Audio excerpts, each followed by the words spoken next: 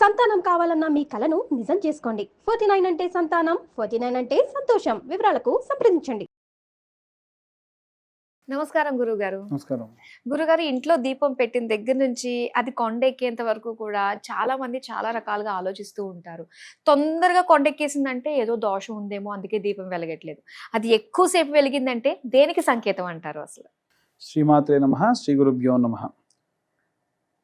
మనకు దీపం వెలిగించేటప్పుడే మనము ఒక మంత్రంతో వెలిగిస్తాం.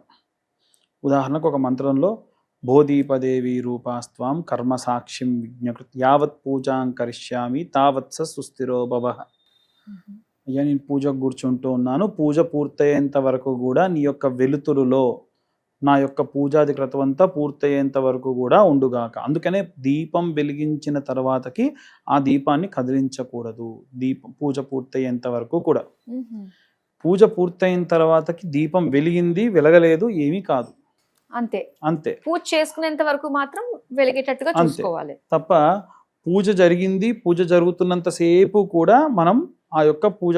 ఇప్పుడంటే అండి ఏమైందంటే, దీపం కేవలం మనం గుళ్ళో లేదా మన ఇంట్లో మనం పెట్టుకునేటువంటి ఆ ప్లేస్లో ఇంత నూనె పోద్దాం, అంతకంటే ఎక్కువ పోస్తే నెలకు మూడు ఆయిల్ డబ్బాలు పడతాయి అని ఆలోచించే వాళ్ళు కొంతమంది ఉంటే వాళ్ళ పరిస్థితి తగ్గట్టు ఇలా రకరకాలుగా ఆలోచిస్తున్నారు. ఒకప్పుడు దీపం వెలిగించడం అంటే మన కరెంటు బిల్, కరెంటే లేదండి. ఆ రోజుల నుంచి దీపం వెలిగించేవాళ్ళం. ఒకసారి ఉదయాన్నే సూర్యోదయం కంటే ముందే నిద్ర లేచి పనులు చేసుకోవాలంటే స్నానం చేసి వచ్చి ముందు దీపం వెలిగించాలి. అప్పుడు ఏమవుతుందంటే సూర్యుడు వచ్చేంత వరకు ఏమేం చేసుకోవాలో పనులన్నీ కూడా ఆ దీపంతోనే చేసుకునేవాళ్ళం. కాబట్టి అలా దీపం వెలిగించుకొని ఆ పూజాది క్రతువులు చేసుకొని, ఇప్పుడు పూజ అంటే మళ్ళీ వెలిగించిన ఒక్కడే కాదు, ఈమె లేచి స్నానం చేసుకొని వచ్చి పూజ చేసుకొని తర్వాత వాళ్ళు ఆయన పూజ చేసుకొని తర్వాత వాళ్ళ పిల్లలు ఎవరైనా దండం పెట్టుకొని వెళ్ళేంత వరకు కూడా ఉండాలి. అంటే మినిమం ఒక 4 మనుషులు కూర్చొని పూజ చేసేంత వరకు కూడా ఆ దీపం అనేటువంటిది ఉండాలి. అది అయితే ఈ దీపంకి విశేషంగా ఏంటంటే తూర్పు భాగం చూడాలి లేదా పడమర భాగాన్ని చూడాలి, ఉత్తర దక్షిణాలు చూడకూడదు. ఎవరన్నా చనిపోయినప్పుడు మాత్రమే తల దగ్గర ఆ దీపాన్ని పెడతారు. కాబట్టి అలా పెడితే ఇంట్లో ఏదో అశుభకార్యం జరిగింది అని అర్థం. దీపం పెట్టే దిక్కులో బట్టి ఉంటుంది. దీపం వెలిగించేప్పుడు కూడా బ్రహ్మ విష్ణు మహేశ్వరులు ముగ్గురి యొక్క కలయిక.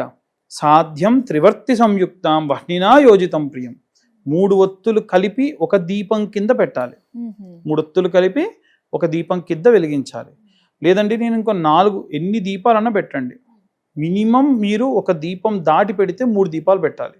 అంటే 3 ఒత్తులు వెలిగించాలి. 3 ఒత్తులు వేసి 3 దీపాలు పెట్టాలి. మన ఇంట్లో కూడా 2 దీపాలు పెట్టి మధ్యలో కామాక్షి దీపం పెడతారు. ఆ కామాక్షి దీపం ఏంటంటారు? కామాక్షి దీపం ఏంటంటే, మనకు ఉదాహరణకు మీకు కొన్ని నోములు ఉన్నాయి, మీకు కొన్ని పద్ధతులు ఉన్నాయి, మీకు కొన్ని ఆచారాలు ఉన్నాయి, వాటిని మీరు అన్ని సక్రమంగా పాటిస్తూ ఉన్నారు, ప్రశాంతంగా ఉంది. ఆ కామాక్షి అమ్మవారికి అమ్మ ఇలాగే నా వంశపారంపర్యంగా జరిగేటువంటివన్నీ కార్యక్రమాలు కూడా తరతరాలుగా ఉండు అని చెప్పి, అందుకే కామాక్షి దీపాలు ఇవాళ రేపు చిన్నవి వస్తున్నాయి. వాస్తవంగా కామాక్షి అమ్మవారి దీపం అంటే ఇంత పెద్దది వస్తుంది. అది తరతరాలు ఆ దీపం అలా కొనసాగుతుంది. వాళ్ళ అత్తగారి నుంచి కోడలికి, కోడల నుంచి ఆడపిల్లలకి ఇవ్వరమ్మా.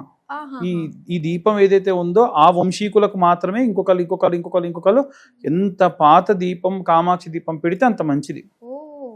ఇంకోటి, ఆ దీపం పెట్టేటప్పుడు ఇవాళ రేపు ఉప్పు దీపం పెట్టాలా, మట్టిలో పెట్టాలా, ఆకులో పెట్టాలా, పిండి దీపం పెట్టాలా, ప్రతిదానికి ఒక ఆచారం ఉంది.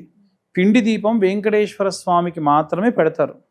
వెంకటేశ్వర స్వామి దీపారాధన అంటారు. కాబట్టి ఈ దీపారాధన చేసినప్పుడు స్వామివారికి సంబంధించి ఏదున్నా ఆ పూజ వరకే ఆ దీపం వెలగాలి. అది పిండి దీపం. ఉప్పు దీపం ఇంట్లో పెట్టకూడదు. ఉప్పు దీపం ఇంటి బయట పెట్టాలి.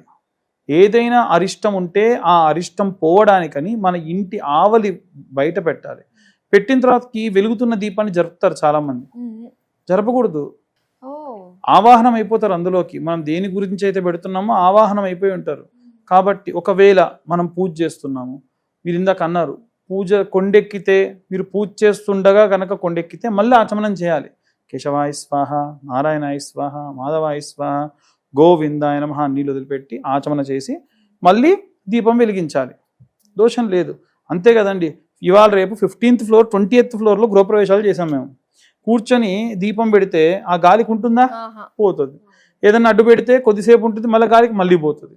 కాబట్టి ఖచ్చితంగా దాన్ని సెక్యూర్డ్గా చూసుకొని ఆ దీపం వెలిగించుకొని చేస్తే చాలా మంచిది. అయితే ఈ ప్రకారంగా మనం దీపాలు పెట్టుకుంటూ దీపాలు కొండెక్కకుండా మనం పూజ చేసుకుంటే మంచిది. ఇంకొంతమంది లేని ఆచారాలని తలపైన పెట్టుకుంటూ ఉంటారు. మా స్నేహితురాలు ఇంటికి వెళ్ళా, తను పెట్టుకుంది, నేను పెట్టుకోవాలి. నేను సత్యనారాయణ స్వామి వ్రతం చేసుకుంటే వాళ్ళు 108 ఒత్తులు వేసి 108 అట్టిపళ్ళు పెట్టి దాని మీద వెలిగించారు, నేను వెలిగిస్తా. నేను అన్నా, అమ్మ మీ గతంలో నేను ఎప్పుడు చూడలేదు, మీ అత్తగారు కూడా వ్రతం చేసుకున్నారు, మరి ఆమె చేయండి నువ్వెందుకు చేస్తున్నావు అంటే, నా ఇష్టం పంతులు గారు, నాకు నచ్చింది నేను చేస్తా. అమ్మ చెయ్యి తల్లి, ఇన్ని పెట్టకూడదు, వాళ్ళ వంశపారంపర్యంగా ఏదో వాళ్తుంటుంది, వాళ్ళు మొక్కుకుంటారు, కొన్ని పెంచుతూ వెళ్తారు, 11 నుంచి ప్రారంభిస్తారు. నేను ఒక వ్రతం చేస్తే 11, రెండో వ్రతానికి 21, తర్వాతకి 41, తర్వాతకి 54, తర్వాతకి 108, మళ్ళీ తగ్గుతూ వస్తారు. మరి నువ్వు అలా చేస్తావా? అలా చేసింది ప్లేట్ ఎంత కాలుతుంది పంతులు గారు, ఏం చేయాలి నాకేం తెలుసమ్మా, నువ్వు చెయ్యి మరి.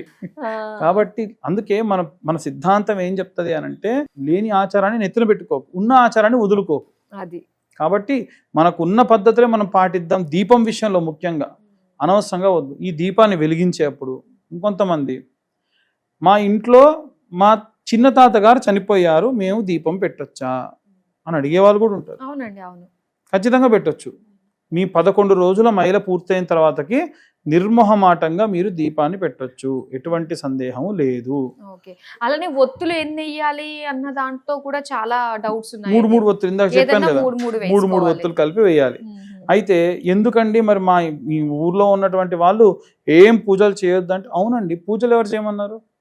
దీపం వెలిగించడం అనేది మన మినిమం రెస్పాన్సిబిలిటీ. నీకు శౌచం వచ్చి ఉండొచ్చు, దేవుడికి భగవంతుడికి శౌచం ఉండదు, కాబట్టి దీపం వెలిగించాలి. And at the same time మీరు గుడికి వెళ్ళాలనుకుంటే గుడికి వెళ్ళొచ్చు, షటాలు పెట్టించుకోవద్దు, ప్రత్యేక అర్చనలు చేయించొద్దు, ప్రత్యేకమైన హోమాలు చేయించొద్దు, ఈ నియమ నిబంధనలు పాటించాలి. అంతే తప్ప ఇంకేమీ లేవు. ప్రశాంతంగా దీపం వెలిగించవచ్చు, ఇంతసేపు వెలిగితే అని అదేం లేదు. కొండెక్కితే మాత్రం ఖచ్చితంగా ఆచమనం చేసి మళ్ళీ వెలిగించాలి.